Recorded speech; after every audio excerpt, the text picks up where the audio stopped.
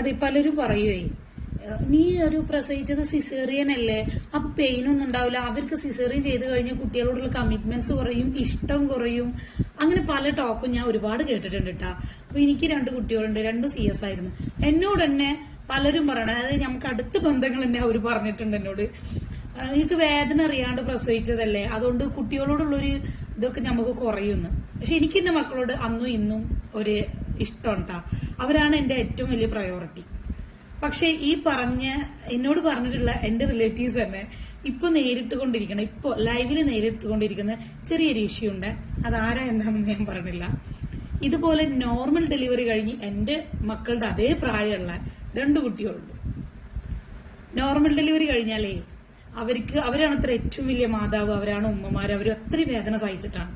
പക്ഷെ നമ്മൾ നോട്ട് ചെയ്തിട്ടുണ്ട്, നമ്മൾ ഇപ്പൊ വരുന്ന ന്യൂസുകൾ കംപ്ലീറ്റ്, അതായത് ബാത്റൂമിൽ പ്രസവിച്ച് കുട്ടീനെ കൊല്ലാനാക്കി, അല്ലെങ്കിൽ കരിയിലയിലിട്ട് ആർക്കെങ്കിലും വിറ്റു, അല്ലെങ്കിൽ കുട്ടീനെ അടിച്ചു കൊന്ന്, അല്ലെങ്കിൽ കുട്ടികളെ വിട്ടിട്ട് വേറൊരുത്തന്റെ കൂടെ ഒളിച്ചോടിപ്പോയി, അങ്ങനെ പല ന്യൂസ് നമ്മൾ കേട്ടിട്ടുണ്ടാ, ഒരുപാട് കേട്ടിട്ടുണ്ട്.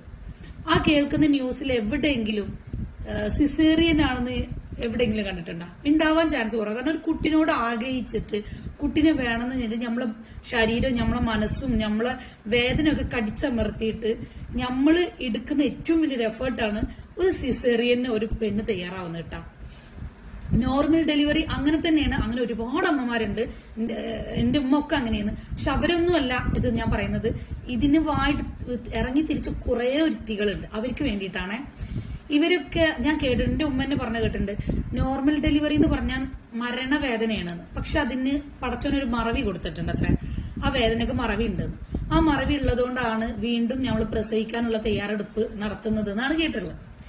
പക്ഷെ ഈ ചെയ്യുന്ന ഇവരൊക്കെ ഈ മരണവേദന സഹിച്ച് അവരാണ് കുഞ്ഞുങ്ങളെ കളഞ്ഞിട്ടുള്ളത്. സിസേറിയൻ കഴിഞ്ഞ അധികം പെണ്ണുങ്ങളൊന്നും അങ്ങനെ കളയാൻ ഞാൻ ഇതുവരെ കേട്ടിട്ടില്ല. ഇനി നമ്മള് അത് ചികഞ്ഞ് നോക്കിയിട്ടുമില്ല. പക്ഷെ ഞാൻ ചോദിക്കട്ടെ, ഈ നോർമലി കഴിഞ്ഞ അധികം ഈ കളയുന്ന പെണ്ണുങ്ങളുടെ ഒരു മെന്റാലിറ്റി എന്താണെന്നറിയോ? അവര് നേരെ ടോയ്ലറ്റിൽ പോയി അത് കഴിഞ്ഞതിന് ശേഷം ഫ്ലഷ് ചെയ്ത് കളയൂലേ, ആ ഒരു ലാഘവത്തോടാണ് അവർ കുട്ടികളെ കളയുന്നത്. ഇപ്പോ ഞാൻ പറഞ്ഞല്ലോ, എന്റെ റിലേറ്റീവ്സ് തന്നെ, എന്റെ ഫാമിലിയിൽ തന്നെ അങ്ങനെ ഒരു ഇഷ്യൂ ഉണ്ട്.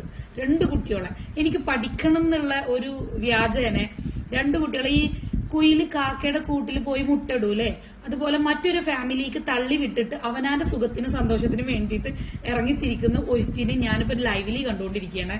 അപ്പൊ ഞാൻ ചോദിക്കുകയാണ്, ഏറ്റവും നല്ലത് ഇനി കല്യാണം കഴിക്കുന്ന പെണ്ണുങ്ങളായിക്കോട്ടെ ഭർത്താക്കന്മാരായിക്കോട്ടെ, ലൈഫ് നല്ലപോലെ പോകണമെന്നുണ്ടെങ്കിൽ സിസേറിയൻ ചെയ്യുന്നത് നല്ല കേട്ടോ. ഏറ്റവും ബെറ്റർ അതാണ്, നല്ല ചോയ്സ് ആണ്. അപ്പൊ ഇനി നല്ലൊരു